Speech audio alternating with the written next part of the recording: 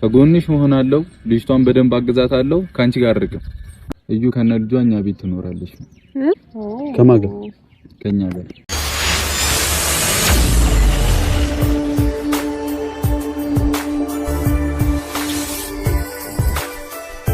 ብሩክ አለማየሁ ሁለት ከባድ ውሳኔዎችን ወሰነ። እነዚህ ውሳኔዎች ደግሞ ለሀይሚ እጅግ በጣም ከባድ ናቸው።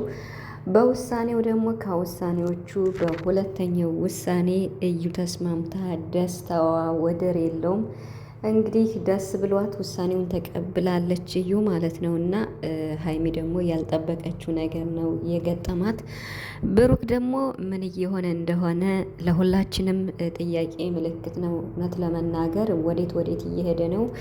ምክንያቱም እዩ ከነ ልጇ ከኛ ጋር አብራ እንድትኖር ፈቅጃለሁ ወስኛለሁ ብሎ ዛሬ ለሀይሚ ነገራት ማለት ነው። ብሩክ ማለት ነው። እንዴት ነው ነገሩ ቤተሰብ? ብሩክ እውነት በጤናው ነው ይሄን ውሳኔ ወሰነ? ጭራሽ ይሄን ውሳኔ ሀይሚ ትቀበላለች ብሎ ማምጣቱ እንዲሁም ደግሞ እዩን በምን ሁኔታ በምን ሂሳብ ነው ከእነሱ ጋር አብራ መኖር የምትችለው? ፍቅረኛው ማነች? ሀይሚ ነች ወይስ እዩ ነች? ይሄ ነገር በጣም ከባድ ነው እንዴ! ምንስ ቢሆን የድሮ ፍቅረኛው አይደለች እንዴ? ቤተሰብ እንዴት ይህን ውሳኔ ሊወስን ቻለ? ወዴት እየሄደ ነው? ብሩክ ምንድን ነው ፍዝዝ ብሏል። ደግሞ የናብርሽ ወደ እነሱ ተገባባቸው እንዴ የሚለው ጥያቄ ለእኔም ጥያቄ ነው።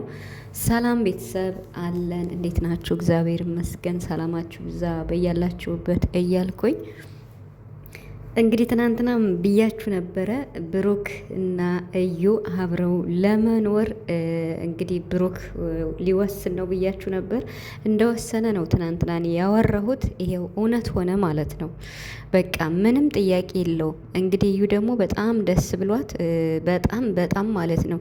ይሄን ያክል ለምንድን ነው እንደዚህ የሚያደርግላት ለዩ እንዴ? ጭራሽ ከቡታጅራ አመቶ አዲስ አበባ ቤት ተከራይቶ ሊያስቀምጣት፣ እሱን ደግሞ አልቀበልም ካለች ከነሱ ጋር አብራ ተደብልቃ እንድትቀመጥ ወሰነ ማለት ነው። ምንም ማለት ነው። ሀሰን የሚናገረው ነገር አንዳንዴ እውነትን ነውና የምር ማለት ነው በጤናው አይደለም እያለ ነው ብሩክን ማለት ነው። ምክንያቱም እኔ በጣም ነው የተናደርኩት። ቤተሰብ ይቅርታ አድርጉልኝ በጣም ማለት ነው። ምክንያቱም እኔ ብሆንስ ብዬ ስለማስብ ማለት ነው። እንዴት ነው እኔ ከምወደው ፍቅረኛዬ ጋር የድሮ ፍቅረኛው መታ ከኔ ጋር ልትኖር የምትችለው? በፍጹም ይሄ አይሆንም። ሀይሚ ይሄን ውሳኔ መቀበል አለባት ብዬ አላስብም። እንደማትቀበለውም ተናግራለች።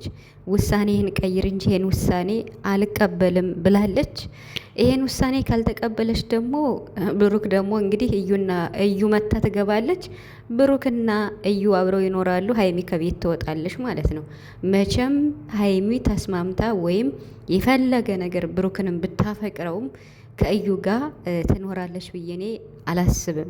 መሆንም የለበትም። እሷ መታ ብትገባም ሀይሚ መውጣት ነው ያለባት። በቃ አለቀ። ብሩክ በውሳኔው ከጸና ማለት ነው።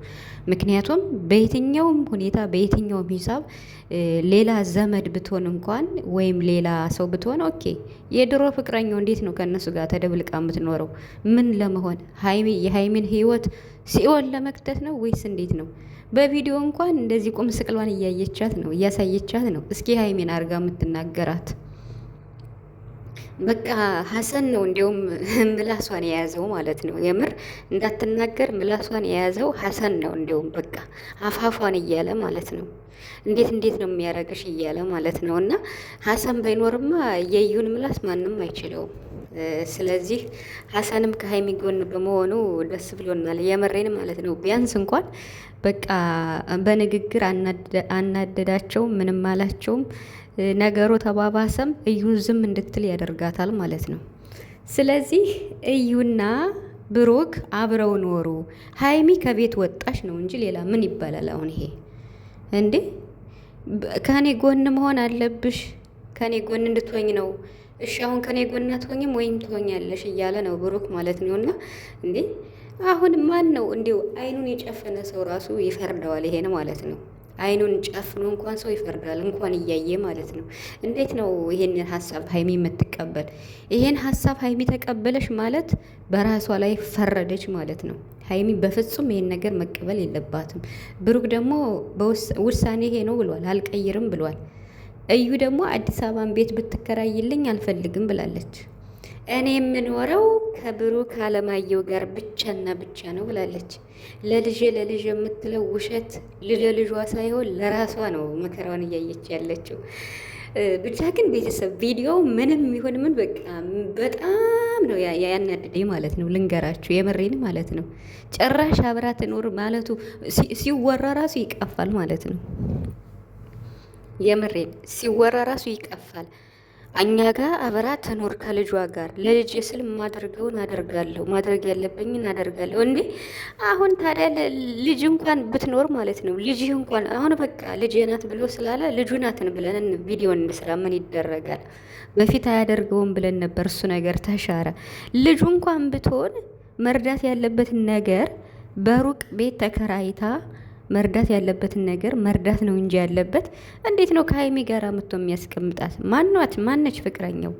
አሁን ሀይሚ አታፈቅረኝም ብትል አይፈረድባትም። በቃ የምር ማለት ነው አታፈቅረኝም። አንተ የምታፈቅረኝ የምታስብልኝ ቢሆን ይሄን ውሳኔ አትወስንም ነበረ ብለዋለሽ ማለት ነው። ከጎኔ ሁኝና አብረሽኝ ሁኝ ማለት እኮ የራስሽን ህይወት አሳልፈሽ ለሰው ስጭ ማለት አይደለም ብሩክ። ሀይሚ ከጎን የምትሆነው በእንደዚህ አይነት ሁኔታ አይደለም።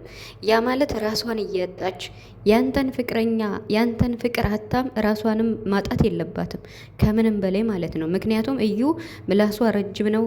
እዚያ አንድ ቤት ሆነው እያናደደቻት ምን እያለቻት እንዴት ነው ከዚያ ጋር በጣም ነው የሚደብር። የምር እዚያ መኖር የለባትም ሲጀመር ከግቢው መግባት የለባትም። አይደለም እንኳን አንድ ቤት እኔ ትናንት ብያችሁ የለ ከአንድ ግቢ መከራየት ራሱ የለባችሁ። በዚህ ልክስ ለምንድን ነው እንደዚህ የሚሆንላት ብሩክ? እኔ ግራ ገባኝ ቤተሰብ። ለምንድን ነው እንደዚህ የሚሆንላት? እዩ ያልጨረሰችው ነገር አለ ማለት ነው ወይስ እንዴት ነው? ከቡታጅራ አንስቶ አዲስ አበባ ኦኬ ቤት ይከራይላት። ቡታጅራ እምቢ ካለች አዲስ አበባ መታ ቤት ተከራይቶላት አዲስ አበባ ልትኖር ነው። እሺ ይሄን ያደርግላት። ደግሞስ ለምንድን ነው በእነሱ አካባቢ የምትሆነው? ለመምጣት ዘው ብላ ለመምጣት እንዲመቻት ነው እንዴ? በቃ ብሩክ ለሀይሚ የሚያስብላት ከሆነ ሀይሚን የሚያፈቅራት ከሆነ አፈቅርሻለሁ ማለት በቃልም ብቻ አይደለም፣ በቃ በተግባርም ማሳየት። ከምንም በላይ ደግሞ ሀይሚ መናደድ የለባትም። እሷ ስትኖር ነው የብሩክን ፍቅር መኖር የምችለው። የምር በቃ አፈቅርሻለሁ ማለት ብሩክ በተግባር አሳይታታል ከዚህ በፊት ማለት ነው።